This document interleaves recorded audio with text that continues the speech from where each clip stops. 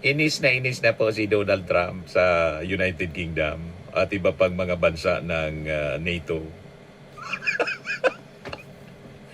Pala na niya kayo. Anyway, ayaw man ninyong tumulong sa akin? You see? At ngayon may warning si Trump. Lulusobin na yata yung Iran. Mga kababayan, final attack siguro ang gagawin. Para tuldukan na mga kababayan yung gira. Tatapusin na niya daw yung gira.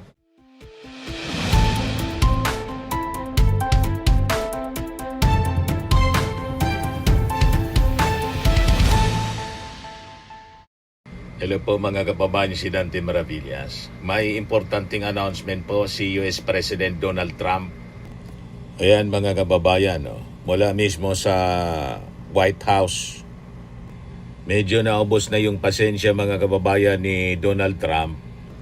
Kasi yung mga NATO countries, kasama yung United Kingdom, lalo na dati sanggang dikit ng Amerika, ayaw tumulong. Sabi ni Trump, bahala na niya kayo sa buhay ninyo.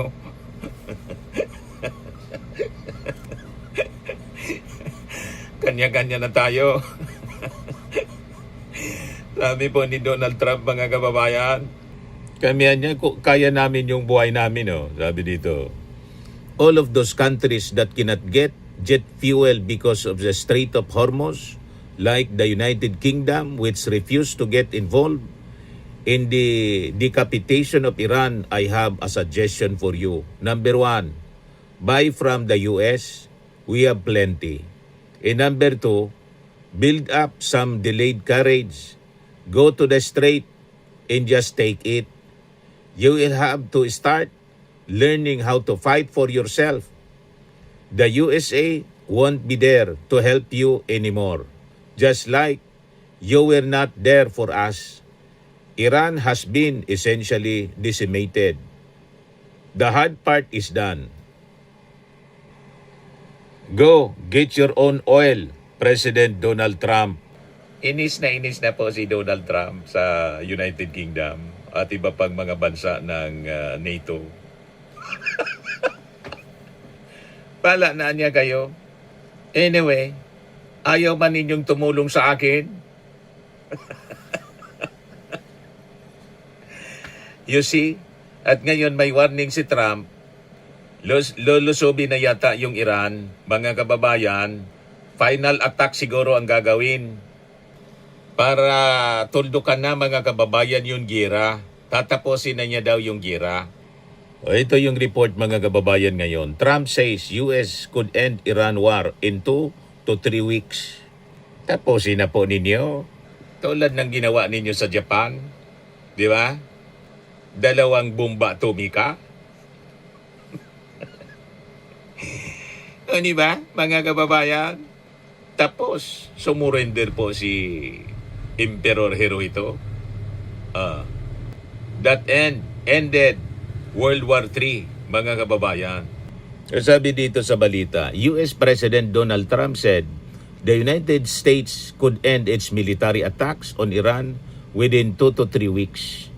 And Tehran did not have to make a deal as a prerequisite for the conflict to wind down.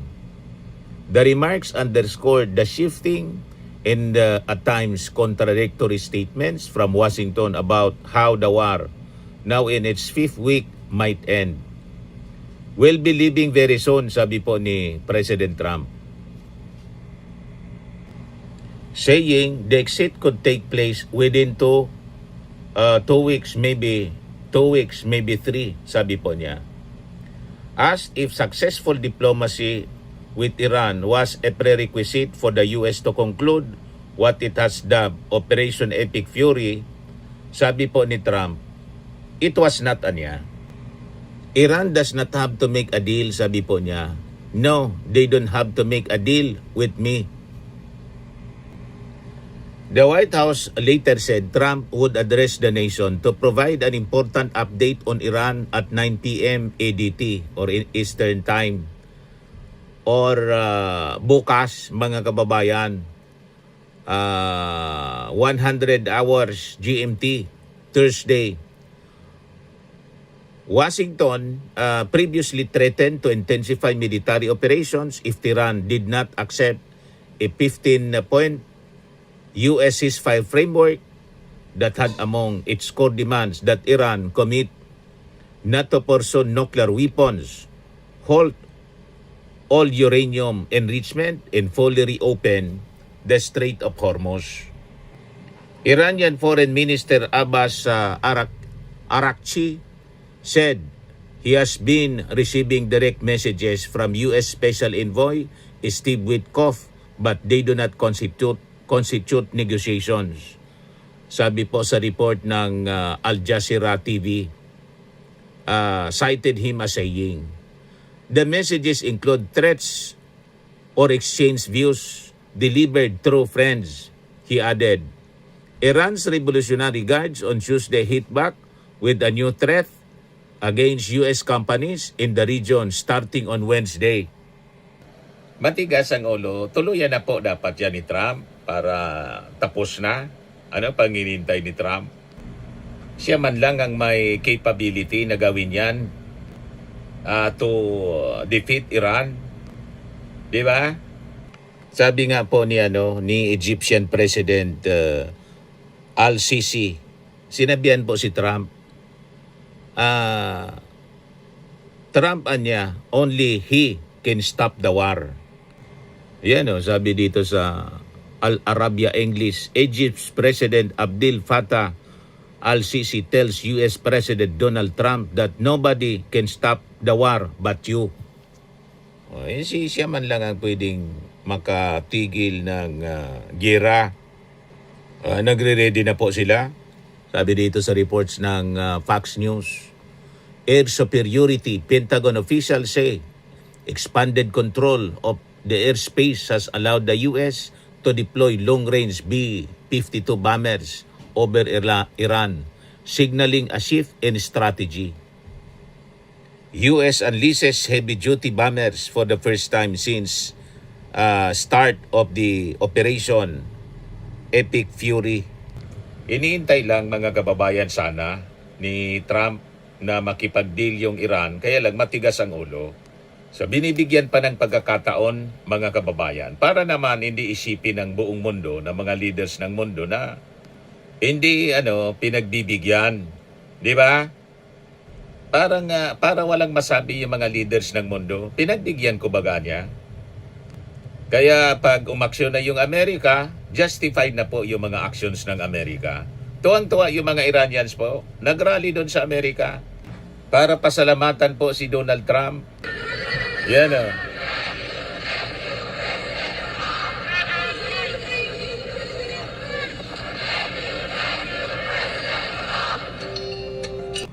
Yan report ng Sky News Australia. Sabi ng mga Iranians, hundreds of Iranian protesters gathered in Washington DC to thank US President Donald Trump Trump's war with Iran. So pasalamat sila. Thank you US President Donald Trump. 'Yun ang sinisigaw nila mga kababayan. Thank you President Trump.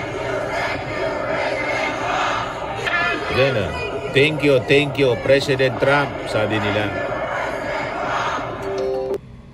Sabi diyan, thousands of Iranian supporters gathered in Washington DC to thank US President Donald Trump's war with Iran. So approve po ng mga Iranians ang aksyon na ginagawa. This is a war of liberation po ang ginagawa ng Amerika sa Iran. Approve sa mga Iranians. Hindi lang approve doon sa mga supporters ni Ali Khamenei. Ito pakinggan natin yung statement ni President Donald Trump ng Amerika. All I have to do is leave Iran, and we'll be doing that very soon. And I would say that within 2 weeks, maybe 3, we're hitting them very hard. Last night we knocked out tremendous amounts of missile-making facilities. We, as you probably read or wrote, we knocked out. Excuse me. Pardon interrupting. The U.S. will be gone or done with the war in 2 I think we're 2 or 3 weeks. We'll leave. What is the plan to bring them back down? All I have to do is leave Iran, and we'll be doing that very soon. And they'll become tumbling down. And stock prices were up today almost to a record because they know 2 things. Number one, we have a safe country. We had to take a little detour because we had a madman named Khomeini who sadly is no longer with us. And we had regime change already. We've knocked out one regime, then we knocked out the second regime. Now we have a group of people that are very different. They're much more reasonable. I think much less radicalized. We've had regime change. We're dealing with people that are much more rational. We're negotiating with them right now. We have had regime change. Now, regime change was not one of the things I had as a goal. I had one goal. They will have no nuclear weapon. And that goal has been attained. They will not have nuclear weapons. But we're finishing the job. And I think within maybe 2 weeks, maybe a couple of days longer to do the job. But we want to knock out every single thing they have. Now, it's possible that we'll make a deal before that because we'll hit bridges, and we've hit some. We'll hit some bridges. We've got a couple of nice bridges in mind. But if they come to the table, that'll be good. But it doesn't matter whether they come or not. We've set them back. It'll take 15 to 20 years for them to rebuild what we've done to them. Yan mga kababayan, si President Trump. Ngayon, sabi ni Secretary Hegseth, President Trump anya does not bluff and he does not back down. You can ask Khomeini about that.